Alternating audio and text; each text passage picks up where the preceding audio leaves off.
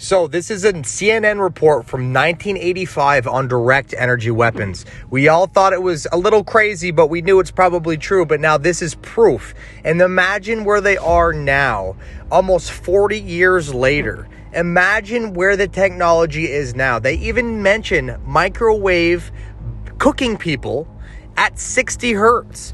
This is absolutely insane. It's a quick clip from CNN, 1985, the pure truth before they were corrupt. Check this out.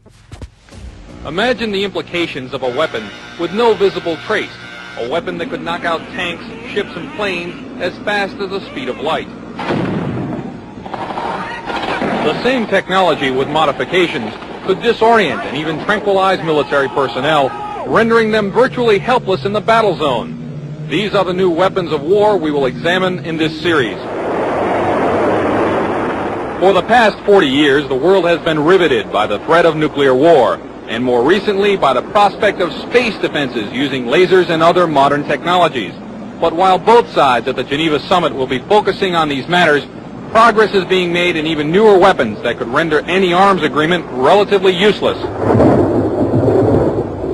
Lightning is the most dramatic form of energy to be found in nature.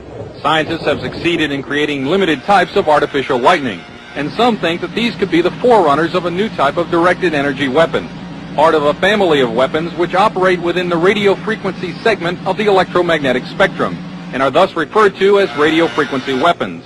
Dr. James Frazier has researched electromagnetic effects for the Air Force for over 10 years, and he, like a small but growing number of weapons experts, feels that radio frequency, or RF weapons, could be the wild card in the ongoing arms race. You could have tremendous amounts of radiative power.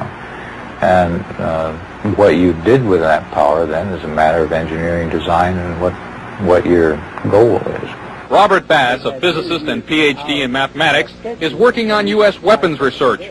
He says that the Soviets seem to be ahead in a number of areas, and especially in RF weapons. We are behind the Soviet Union in directed energy weapons based on 60 gigahertz microwave beams. Dr. Bass and others feel the most likely form of Soviet RF weaponry would be high-powered microwaves, similar to a focused, ultra-high-intensity radar beam.